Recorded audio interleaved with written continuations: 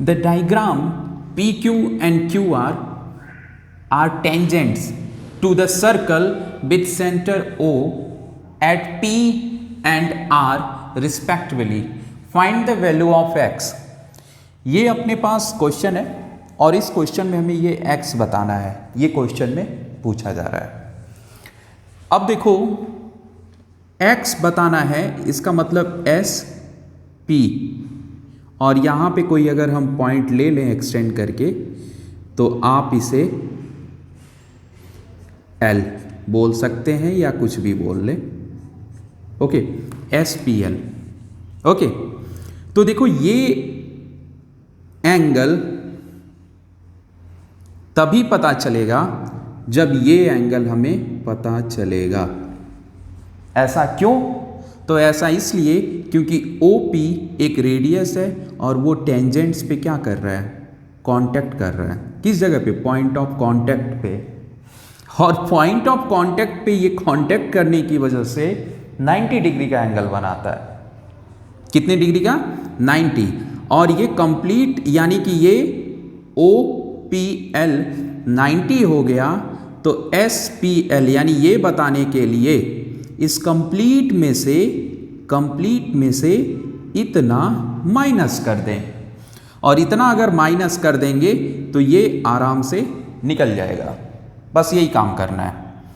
तो इसे निकालें कैसे, है ना? क्योंकि जब ये निकलेगा तभी ये पता चलेगा। तो अभी ये निकालेंगे हम क्या करेंगे, यहाँ से OS एक लाइन हम ड्रॉ करेंगे, एक हम OS को मिलाएंगे। ओके, सो OS मिल गया। अब देखो आप इन ट्रायंगल OSR में OS और OR ये दोनों रेडियस हैं, तो दोनों इक्वल हो गए।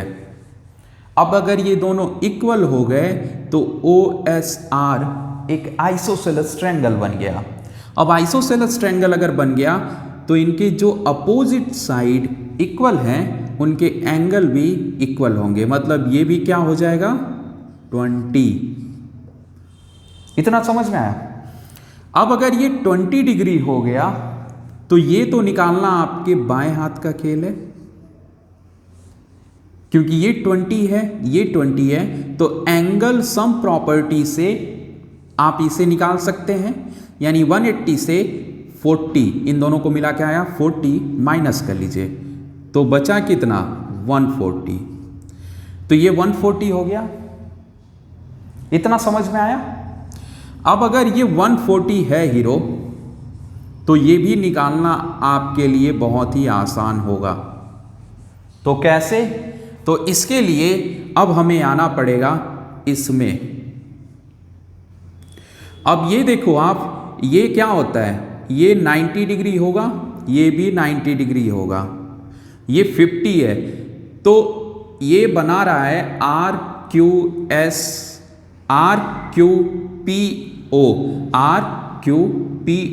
ये एक क्वाड्रिलेटरल बन रहा है। दो एंगल 90-90 हो गए, एक 50 हो गया, तो ये चौथा आप निकाल लोगे कि नहीं? क्योंकि चारों का सम क्या होगा, 360, और 90 कितना हो गया, 180, और 50 कितना हो गया, 230।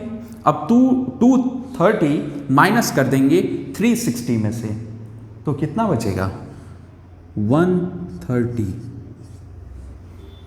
अब देखो ये एक सर्कुलर एंगल, मतलब ये एक सर्कल है, कंप्लीट फॉर्म कर रहा है, और इसमें दो एंगल पता है, तो इन दोनों को ऐड करके 360 से माइनस कर दें तो ये भी पता चल जाएगा। तो 140 और 130 को ऐड करिए, और किससे माइनस करेंगे आप, 360 से, क्योंकि ये कंप्लीट एंगल है। तो जब इनको ऐड करेंगे तो आएगा 270, और जब इसे हम माइनस करेंगे 360 से तो ये मिलेगा अपने को 90।